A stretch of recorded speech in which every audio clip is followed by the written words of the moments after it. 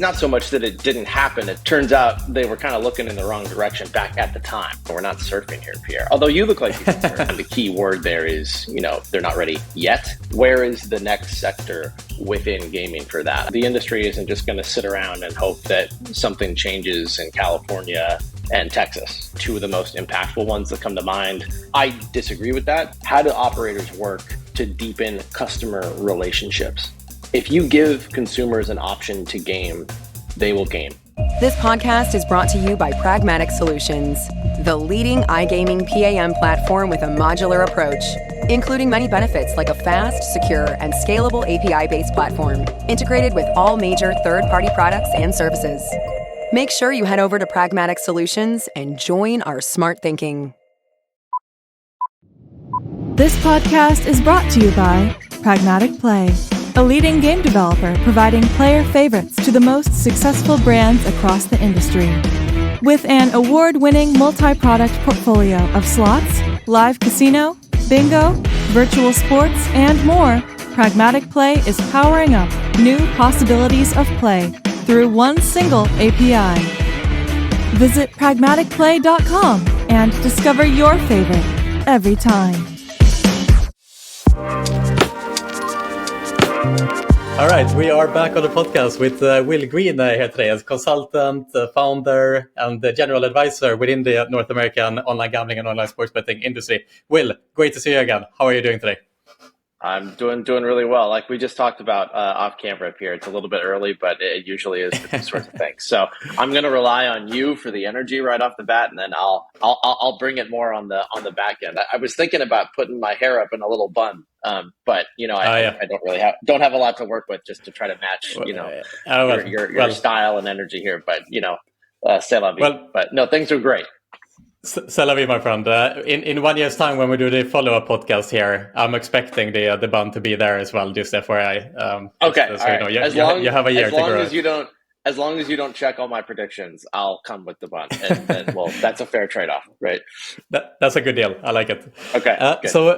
So I'm really excited today, Will. Obviously, we met you in G2E a couple of months ago and talked about the kind of second wave that is approaching the North American online betting and gambling space. And many people have predicted that this kind of second wave would come from a new kind of wave of online sports betting operators.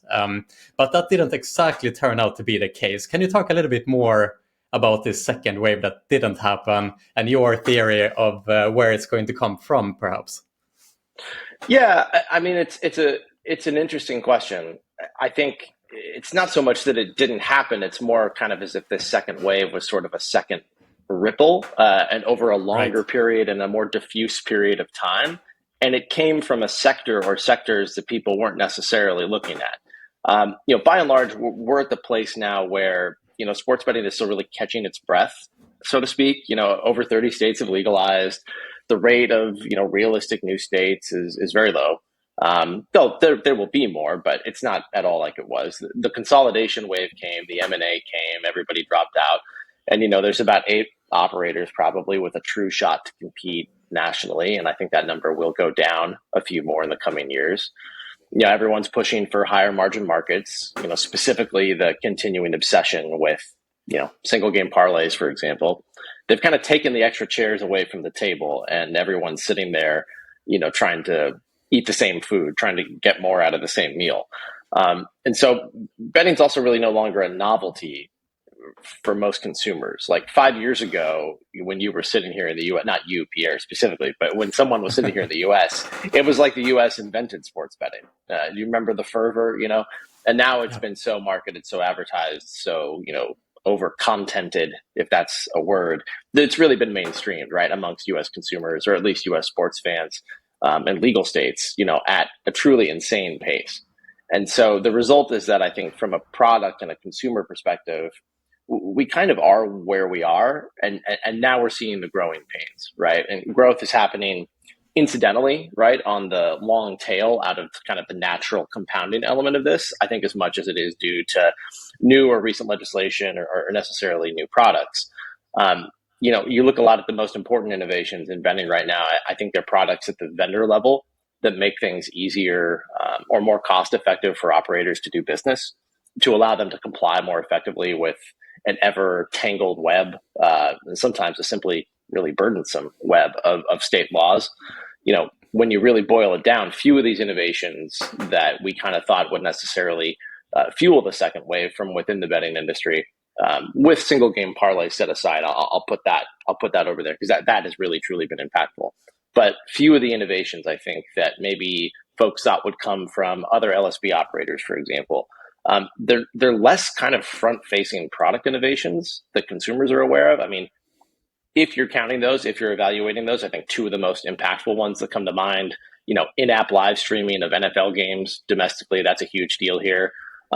Things like DraftKings Pick Six product, those are there. Those things are there, but those are basically not, I would argue, betting innovations, right? One's a video feed that people finally paid enough money for. The other is a peer-to-peer, honestly, more of a fantasy-esque, type product.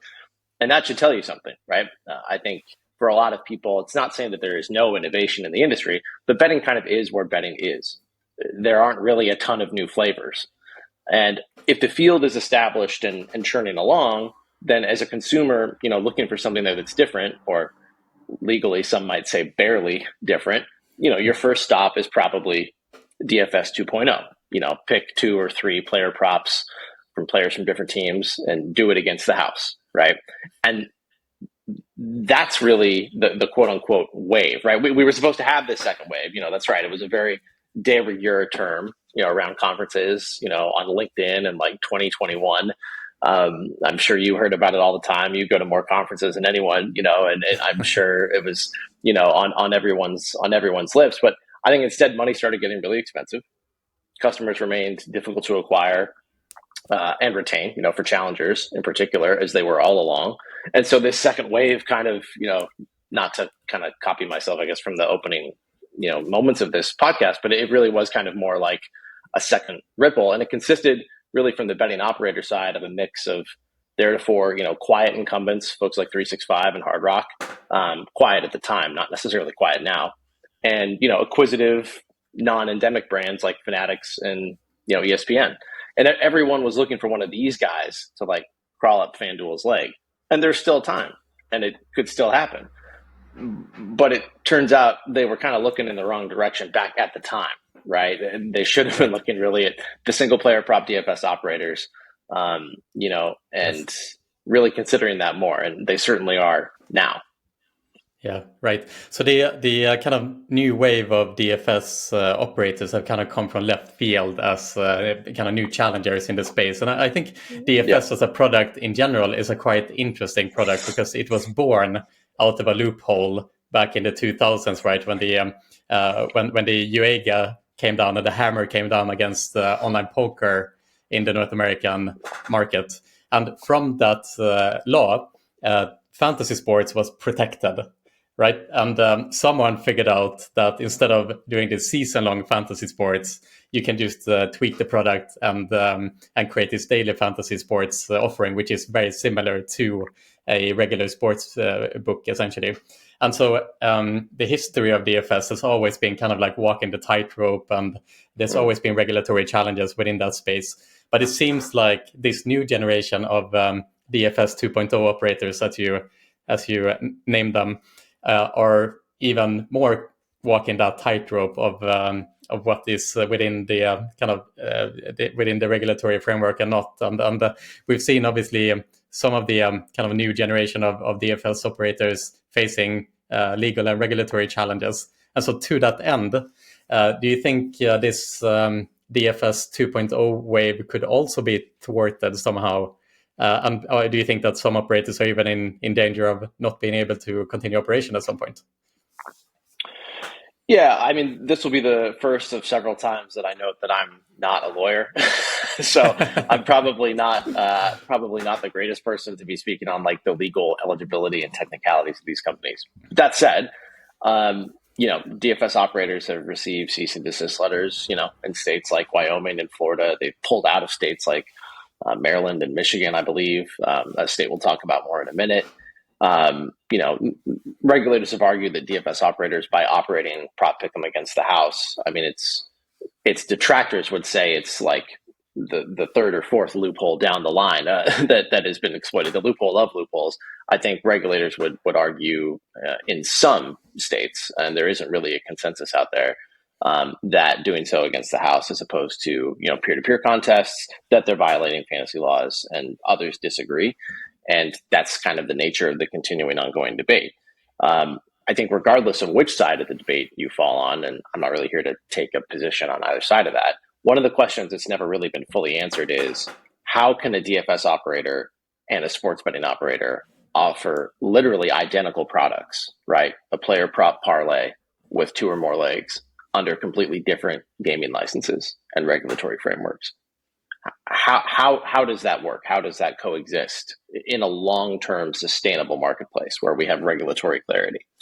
I think, speaking more broadly to their success, I think it's less a question of whether they'll shut down. These companies are very well resourced. They're very savvy.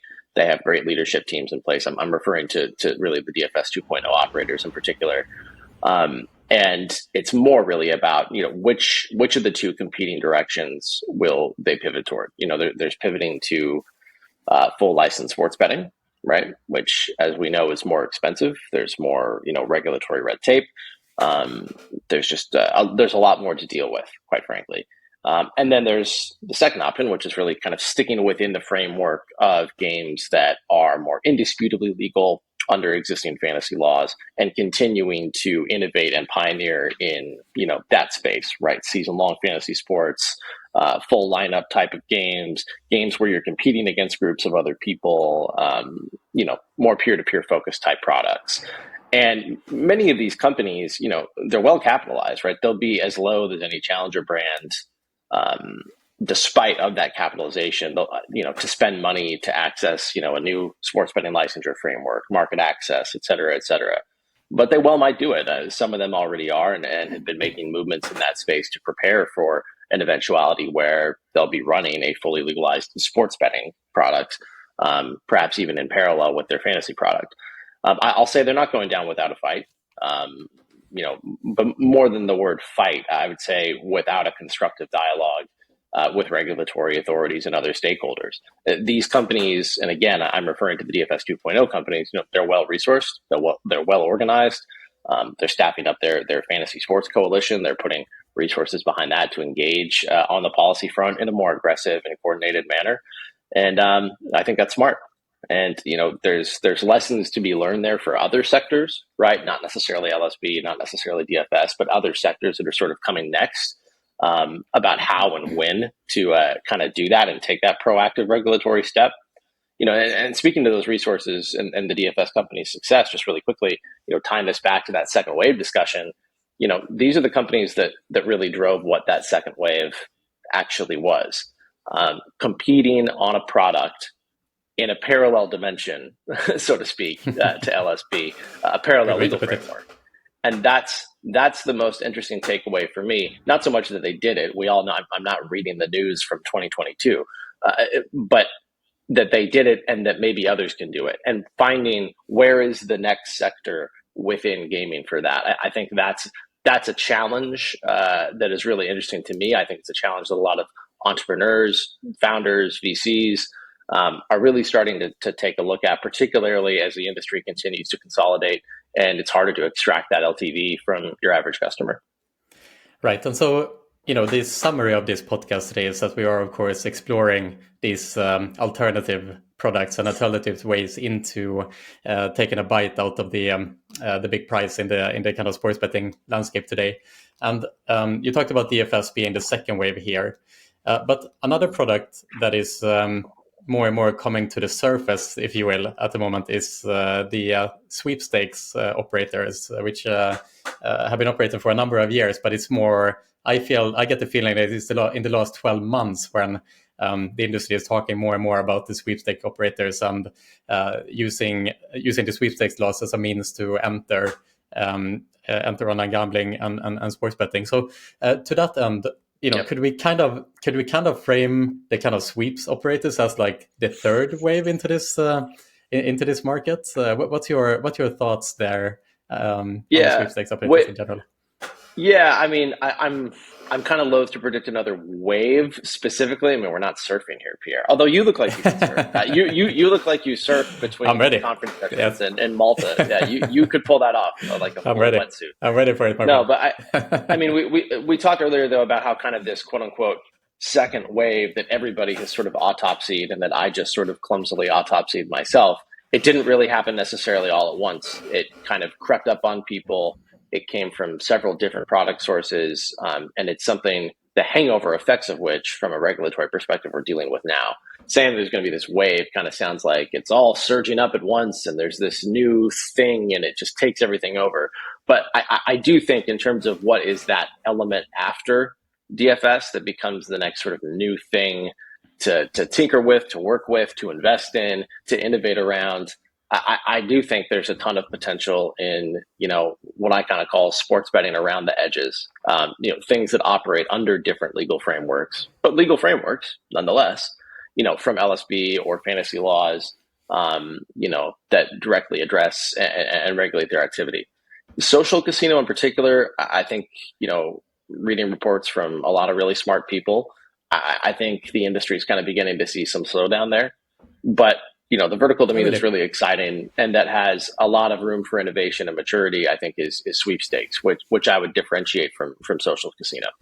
A report from Eilers and Krychek, they estimate the market at about $4 billion in total spend. I think slightly higher than that this year, growing at over a 30% CAGR to almost $7 billion total spend by 2025.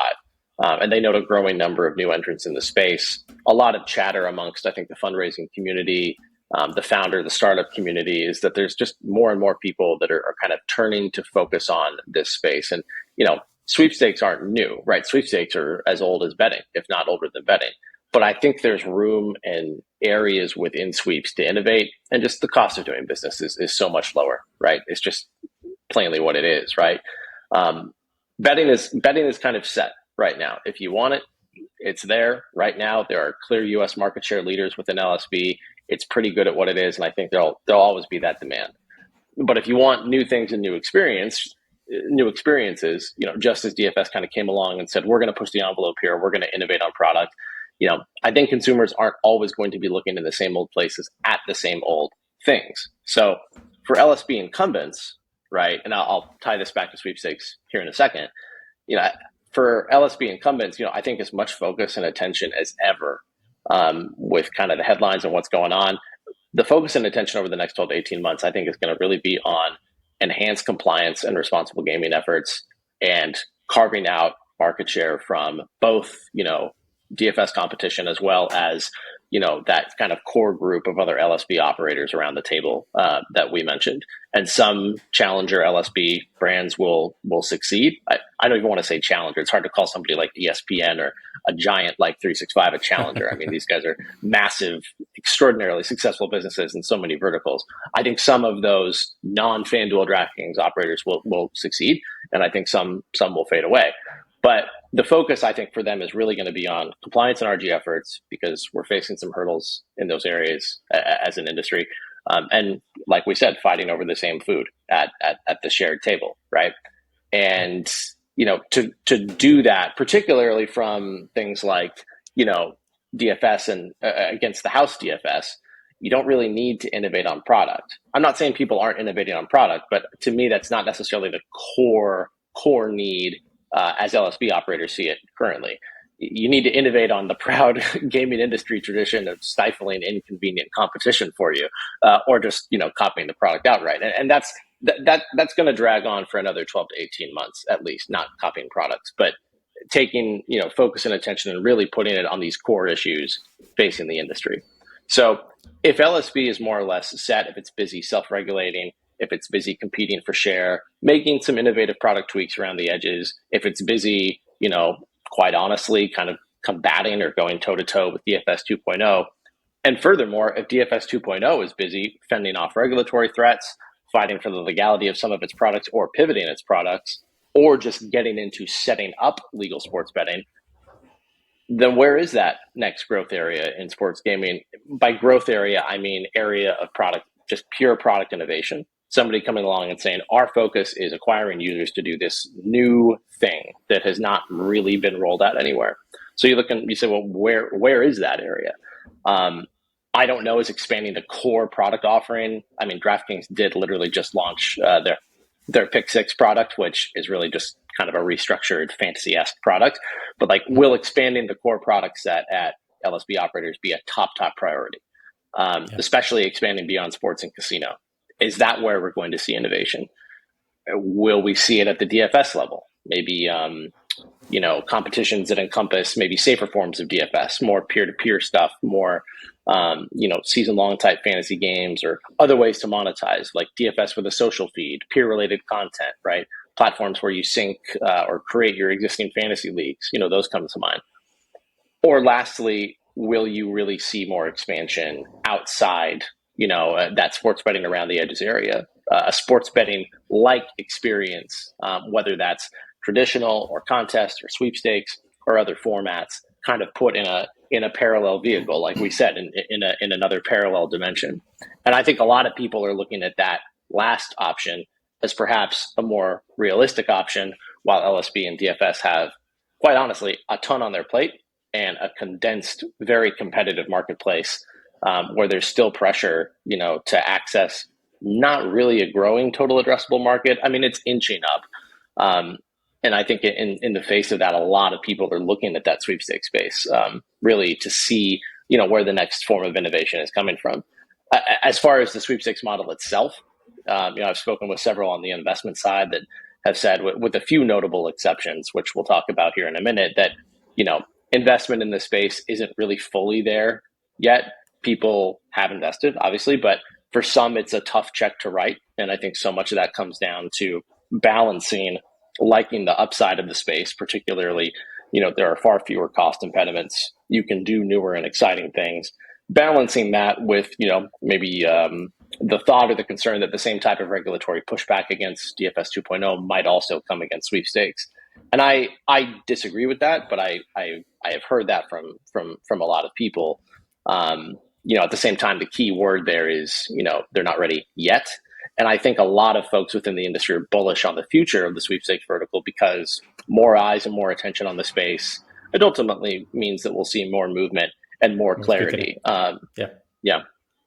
So Will, you talked earlier about the sweepstakes kind of GGR totaling around 4 billion at the moment per year. And I did a quick Google search here just to put this in context, what this number means. If we compare that to the total iGaming or online gambling GGR that is being produced between the legal states right now, and it's approximately 5 billion. So quite similar levels there, right?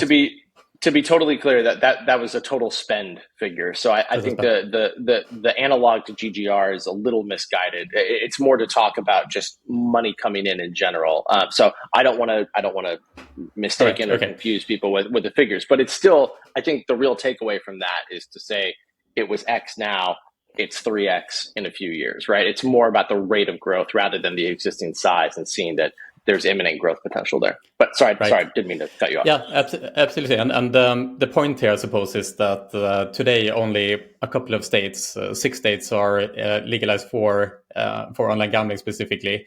And obviously, there is a huge market in the US that is not being served currently with online gambling. And sweepstakes is a means to be able to serve the rest of the population online gambling products, essentially. And I want to just for the audience, perhaps that isn't that well versed in the product itself, like what is sweepstakes? Can you talk a little bit more and just break down perhaps just a very basic history, perhaps of, if you will, what is what is the sweepstakes product? Where does it come from, and how does it exist in this context today? Sure. I mean, yeah. Let's start with sweeps in general, right? They've been around forever. There's very famous U.S. examples. There's the McDonald's, Monopoly sweepstakes. There's the Starbucks for Life sweepstakes. There's a million other examples, right? These national examples, these famous, retail brands that sell a product, and then along with the purchase of that product, they give you game pieces or an entry code or points or coins or whatever with which, you enter into a game of chance, a sweepstakes, right? And sweeps, serves to promote the brand, to promote the product that you purchased initially, right? And you also have to provide for consumers a free method to get those game pieces or coins or points or entry codes or what have you, even if the consumer never buys a product, right? That's the alternative method of entry, stipulation with sweepstakes that is sort of unique to the sweepstakes format, where consideration is not required, right? Consideration being payment. But then there's the application of sweepstakes, right, in the gaming space, right? Not necessarily in the hamburger space. So, people act like sweepstakes in gaming is a new thing. It's been around for a very long time as well. It also just wasn't invented yesterday. And the legality is really the same. I think the customer experience format is slightly different. But effectively, for gaming arena sweepstakes, users can sign up. They can begin playing for free. With play chips, it's very kind of similar to a social casino. When I say chips, I'm referring to the casino example here rather than sports. Those chips are also available for purchase if you run out or you want more, or you want to play at a higher volume. The sweepstakes operator, can award users with a sweeps currency separate from the chips for free as a promotional tool. So you can either pay for more chips and then get this special sweeps currency alongside it as a nice little add-on, right?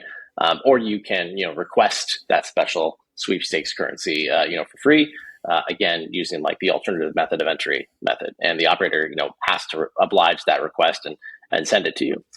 Users can play these same games that they've been playing with play chips, really using that special sweepstakes currency. So now there's a second currency within the same game format that you can use to play. And after that sweeps currency is played through the contest games, a user's contest winnings can basically be cashed out, right, for money or other physical prizes or other items, right? So that's kind of how the currency goes through the ecosystem, right? And that's different from social casino, as we sort of noted earlier, because there's a prize awarded at the end, right? Now, this has worked out really well so far for a lot of companies. On the casino side, the most notable example, and I don't mean licensed casino side, I mean sweepstakes casino side under a sweepstakes framework. The most notable examples obviously are VGW, Chumba, Lucky Land, etc. Stake as well has gotten into the sweepstakes space, or should I say the Drake Casino. On the sports side, the clear example and the clear bellwether so far is Fliff, who I think have done a tremendous job and honestly haven't really gotten as much attention as they deserve. Consumers like these products because they're easy to access. They are both technically and in reality free to access. And they offer a gamified experience where it feels like you're competing in something almost rather than gambling. And it's not technically by the letter of the law gambling because you're fitting under a separate legal framework, right? Plus, do you want a hamburger or do you want a hamburger plus a small chance of winning $1 million? They're the same price, right? You'll always choose the second one. So I think these things can exist as of now under an existing legal framework, state sweepstakes law, where, other online gaming options, other online betting options, might not be available. And, another thing that excites me kind of about the sweepstakes space long-term, Pierre, and to me still fits within that pre-existing regulatory model, but maybe in a more traditional sense, is applying more of the old school sweepstakes model to sports gaming. And now I'm specifically talking more about a sports-focused sweepstakes product, letting people who might be into betting but don't really know much about it, letting people who might balk at the idea of depositing money on a website, people that maybe want to try this, but culturally sports betting isn't really a thing where they live, which we are a big country. There's a lot of areas of the country where it's not. Letting that cohort, maybe buy a standalone non-gaming related product, and then with that purchase, giving customers the ability to partake in a separate, sports betting style, sports betting adjacent product with which to win cash prizes. This model kind of takes away that any sort of against the house element, which is always something that gets regulators' attention. It fosters the idea that what you're purchasing is separate from the element of the sweepstakes itself. I think there's a lot of potential there as well, in addition to all the success of the previous format that we just talked about, that those operators are experiencing success with. So there's a lot of ways. There's a lot of different ways to look at it, and there's a lot of exciting, I think, avenues for profitability there and developments. Several operators have already provided the blueprint. I think that there are additional complementary or parallel blueprints. I mean, you can leverage under, a sweepstakes competition, an audience from, say, Dick's Sporting Goods in a different way than, say, DraftKings signing a big check to acquire Dick's Sporting Goods customer lists so you can serve them specifically sports betting content under a legal sports betting, framework. There's an incredible opportunity for, brand partnerships, content integrations with sweepstakes in a way that I don't think we have seen fully gamified and fully turned out at scale, at least not for, an indefinite or an ongoing duration. Because really in the first 5 years, honestly, Pierre, of the sports betting space here in the US, content partnership is just code for be our affiliate, a robot will write this article, speed it up, please. We've got the next 8 states to move along to, In the sports sweepstakes space, like if Target wants to do a sports betting sweepstakes, it can do it. It can monetize its customers in a different and more unique way. It's all right there. Now, Target doesn't want to do it yet by themselves. They don't want to operate it. They don't want to go first. But the fact remains that like Kroger grocery stores, giant, massive US chain here in the US, has licensed, legal, regulated, full-on cash in, well, maybe not cash in, but full-on real money sports betting kiosks next to the lettuce, right? In their stores, in states. So some of that mysticism of sports betting is gambling and it's over there, and our business is this very other thing that's at arm's length from that and it's over here. Some of that mysticism has really gone out the window. And other brands with moderate risk tolerance, I think, have an opportunity to see that and engage both legally and innovatively in this space. So at any rate, there's a number of ways to look at it. That was a little monologue-ish, but I think whether it's the traditional or recently traditional sweeps model that those companies we just talked about have used, or it's maybe applying a little bit more of a traditional sweeps model, there's just a lot of room for growth and for creative people to come in and say, hey, I think this is the next way that we can bring growth to this industry and really monetize in the sports space. Right. Yeah, but the fact still remains, Will, that like when the sweepstakes laws were set up, I believe it was in the 50s or something like that. The idea was that you, as an organization, if you wanted to conduct a lottery, but that lottery was basically anyone can participate, even if you don't have to purchase the product in order to participate. Whether you buy the product or you don't buy the product, you should be able to enter this lottery without any monetary investment or any investment whatsoever. Essentially, you should be able to enter this contest as such, and that was kind of like a separate framework then from if you wanted to organize a traditional lottery where you actually do pay to win a prize at the end. So if you imagine the old Coca-Cola bottles that you could buy previously, and you open you screw open the cork, and underneath it you see this code that you can enter through a website, and you can enter this sweepstakes competition. You didn't actually have to buy that bottle of Coca-Cola, because on the bottle there should also be clear instruction on how you can enter this competition without having to buy this bottle of Coke. So that's like the spirit of sweepstakes, right? So with that context in mind, it seems that the sweepstakes operators are kind of finding loopholes around the sweepstakes laws in order to offer the product, yes, legally, but perhaps against the spirit of what the sweepstakes laws were meant to be. So with that in mind, do you think eventually the operators are running a risk that regulators will eventually wake up and amend the laws, Lucy, that we're talking about here on the DFS side of things? First of all, I think that all of the operators that I mentioned in the sweepstakes, I mean, to my knowledge anyway, are offering that alternative method of entry that you just talked about. I don't know of any mainstream successful, sweepstakes operators that have somehow flouted that. I do believe that they are compliant with that. And the fact is, there are these structures for conducting sweepstakes in a way that is lawful and pre-established. And it's fairly black and white, honestly. This is about working within the framework of that law, or a series of laws. I think if we're talking about, a national sweepstakes, to create an entertainment experience. And there is incredibly robust demand in the US for new experiences and new experiences in that space. So if you are sticking to, the literal letter of the law and the literal interpretations, and as long as you are legitimately offering that AMOE, which again, as I understand it, they are, I don't know if there's necessarily that risk there. Now, ironically, after you and I first talked about doing this podcast, but before we filmed it today, the Michigan regulator announced that it sent cease and desist letters to two casino sweepstakes operators that were accepting customers within their state, presumably under Michigan's existing legal framework, right? And some casino sweepstakes operators have pulled out of that state.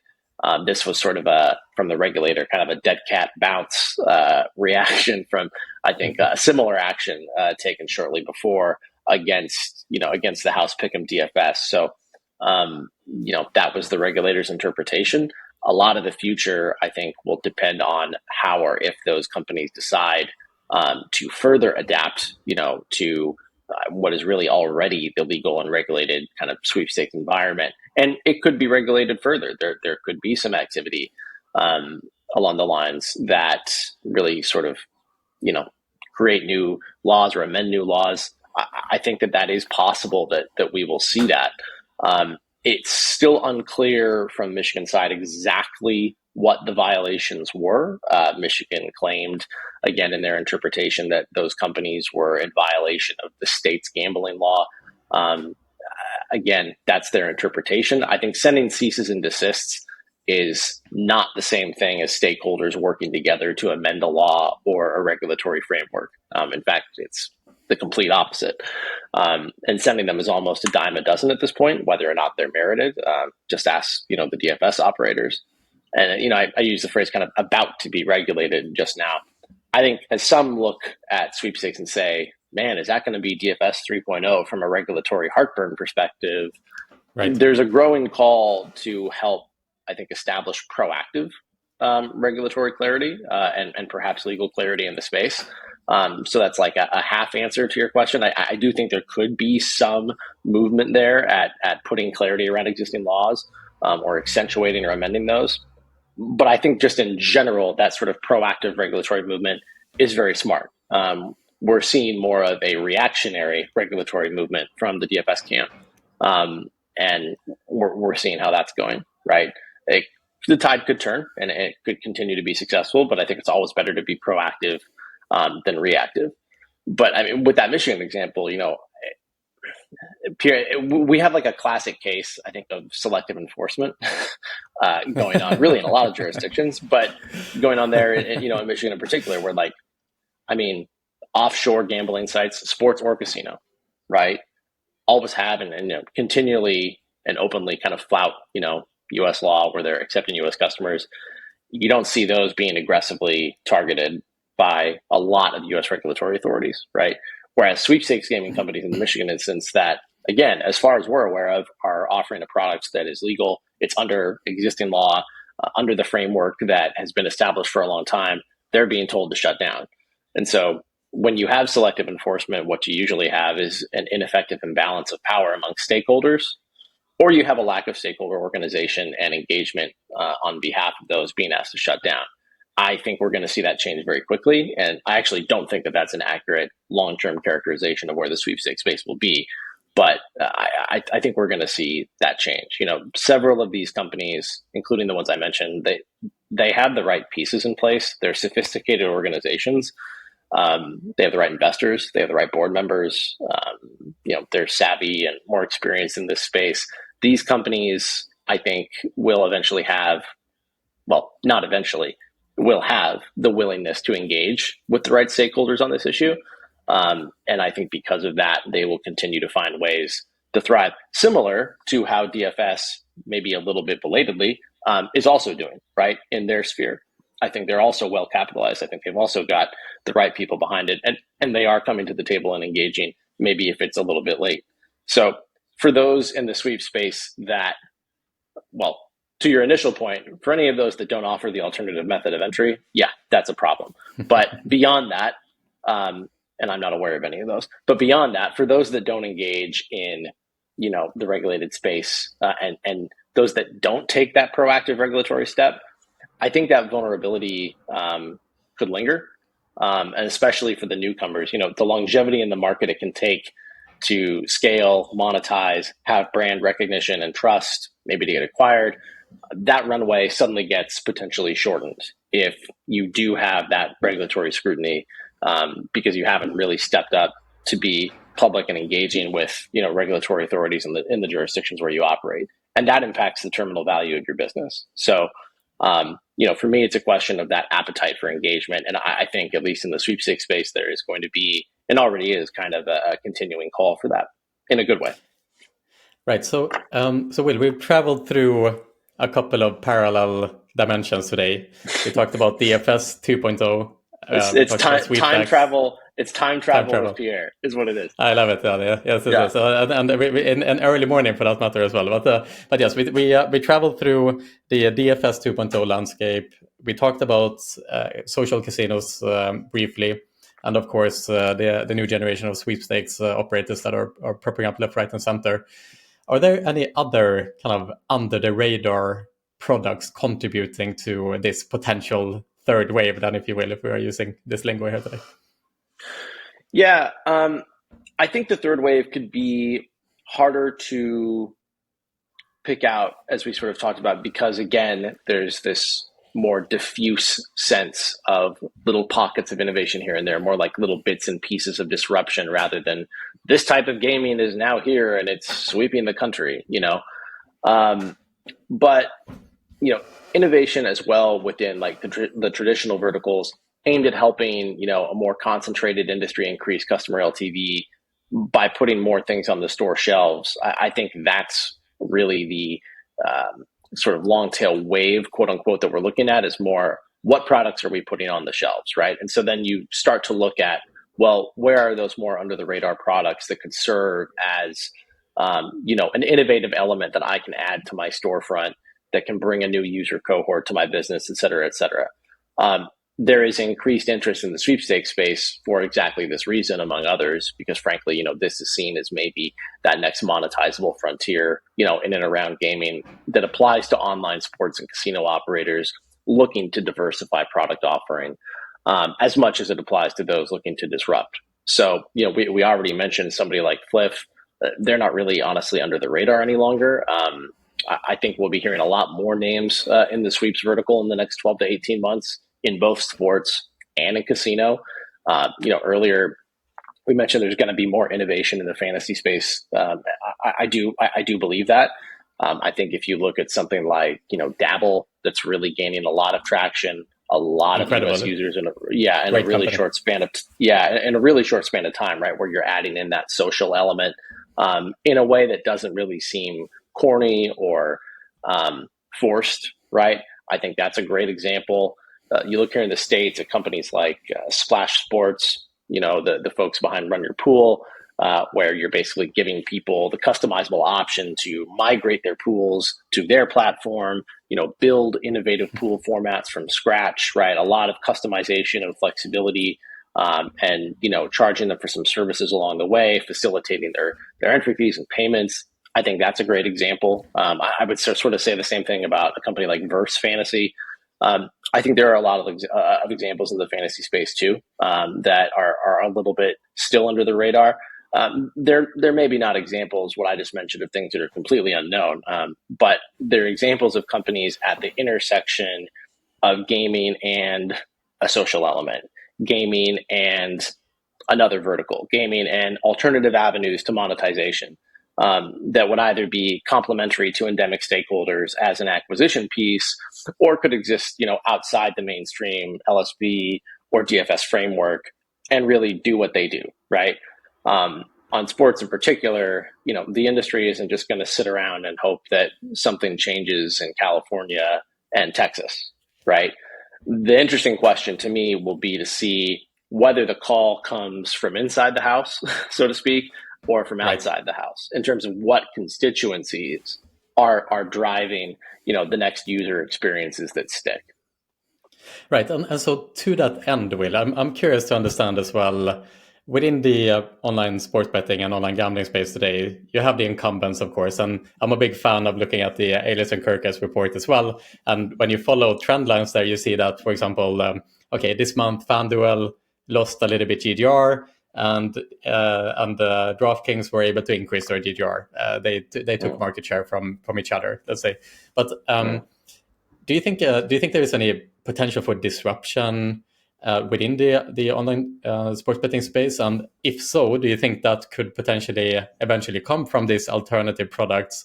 Or is there also any potential for disruption within the traditional online sports betting space as well? Or is that market too settled at this point? I think there's a lot of areas for disruption, and we've talked about a ton of them. There's a core focus, though, I think, for me, outside of just product innovation, which we did spend the last hour talking about, and which is obviously really interesting. But I think really banner A1 headline, for the industry, I think we've got to have a more serious conversation where we're focusing on operators at every level, LSB, DFS, sweepstakes, everybody, not just like deepening things like customer loyalty or innovating new products, but really deepening customer relationships, right? If you give consumers an option to game, they'll game, right? If you give users something that they enjoy, that's truly differentiated, that invests in them and forms a relationship with them, they'll use it. Now, this is the States, right? You need legal clarity. You need to be able to get money in and out of the platform, right? You need a product whose digital architecture, doesn't wobble and snap under the weight of activity. But by and large, give people something fun that creates a personal connection with them, and they'll keep coming back. It's basically, making friends, right? Except you're also a business. And that two-pronged approach is not always our industry's focus. If you're a guy in Indiana who bets on an online sports book, who is that sports book to you, right? It isn't a who, it's a what, right? And who are you to the sports book? I mean, too often you're a risk assessment, right? It's like the exact opposite of the neighborhood hardware store where a guy, Ed, who's been behind the counter for 30 years, right? You don't really know who's behind the digital counter at the sportsbook. And I don't mean the sportsbook never sends you marketing emails with, hello, first name, how are you, like at the top. I mean, it has no personal connection to you in your life, right? It's a blob of prices and team marks and logos and servers and online media. The product is great. It's top of the line. You might be able to win money quickly. You might be able to get it in now quickly. Almost zero suspension time during live betting, right? They're all good things. But it's largely an isolative experience.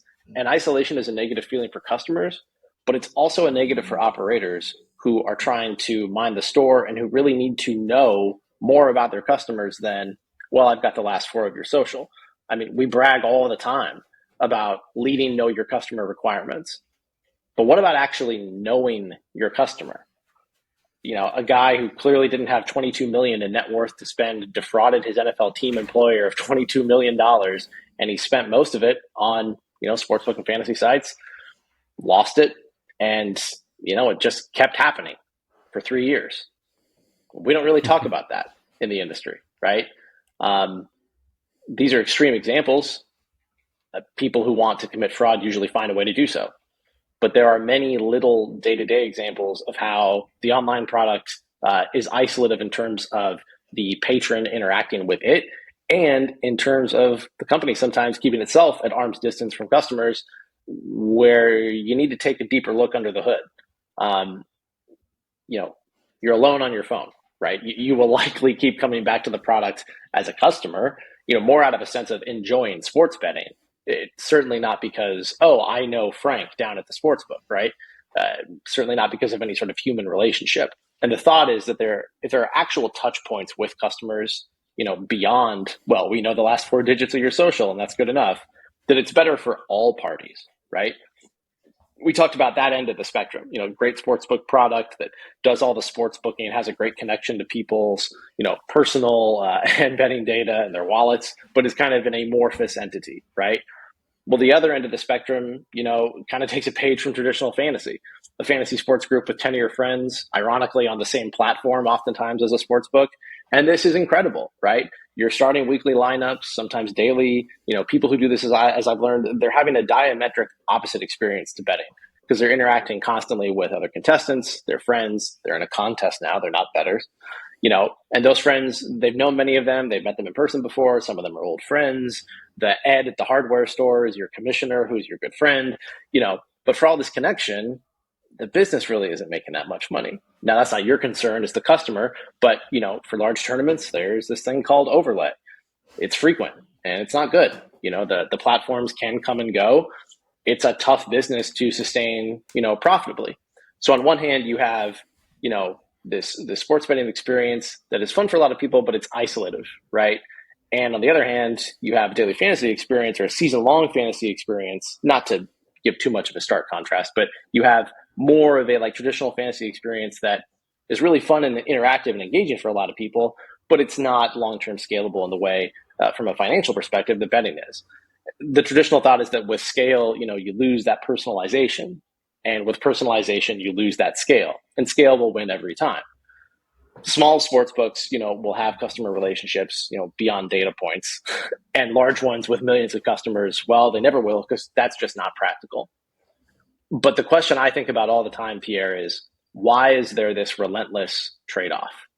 And can we meet somewhere in the middle? Is there a middle ground where we're not performing KYC, we're actually knowing more about our customer, regardless of the exact type of product, the specific vertical, LSB, DFS, casino versus sports, sweepstakes, regardless of the markets to which it pertains. This is where I think we have to go, and we have to have a more in-depth conversation and then, more importantly, effort as an industry. Because if the industry wants to get into selling additional products, it would do well to get into additional methods of selling and having a relationship. And because if we don't go there, my concern is that we're going to continue to be the industry where, as compliance needs continue to grow, we can't meet them. And where customer habits and opportunities change, we don't stay with them. So that's kind of the banner A1 headline, where I think if there is innovation outside of product type, it's going to be in helping achieve those types of things. And can we get to a point where we actually know our customer rather than know your customer? Well, I feel like if there was a gambling lexicon as in human form, it would look exactly like Will Green. It's like talking to an infinite well of gambling wisdom. It's been absolutely a pleasure to have this conversation with you, Will. But I have a last question for you as well. Or shall I call you Will GPT, perhaps? Because of this. Let's continue with that. But Will GPT, you headed up the Bet365 US operation a couple of years ago. You're an advisor, founder, and consultant these days. What's next for Will? What are your focus areas yourself for the moment and in the coming years, perhaps? That's a great question. I was thinking the outline, my friend. I didn't really think about that. What outline? We don't have an outline. I like the advisory space. I think it's fun. It's always challenging when you're in the advisory space because you can work with so many different folks. There's never a dull day. I'll say that, and it really forces you to broaden both sort of your portfolio of connections, but also your skill set, because you have to be adaptable to focus on different clients' areas of need, which are widely ranging. So I really like that. As I mentioned, I'm really intrigued by the sweepstakes space. I hope that there are ways, and I'm sure that there are, as that sector grows, for a lot of people to get involved in that. That's definitely an area of focus and interest. But we'll see where the industry heads, and I think the advisory piece is sort of where it's at for now. But who's to say that won't change? Amazing. Thank you so much, Will GPT. And just to summarize this a bit as well, I think this has been a really interesting discussion. And when we talked about this subject a couple of months ago, it really underscores the fact that when you try to predict the future, you shouldn't take the past too much into consideration. And I say that because the conversation started today by the natural assumption that the second wave of operators would come from within the regulated online gambling and online sports betting space, right? But it turned out that it kind of came from the side a bit. And it just underscores the fact that we should always remember to think from first principles rather than think from analogy. And so from that perspective, I think this has been an absolute masterclass today, Will, and it's been really interesting to listen to your thoughts and reminders to always think a little bit different. So thank you so much for that, Will. And thank you as well for waking up 5 a.m. I hope you have read the 5 a.m. Club because the author will be very proud of you. And I wish you a very good day ahead of her.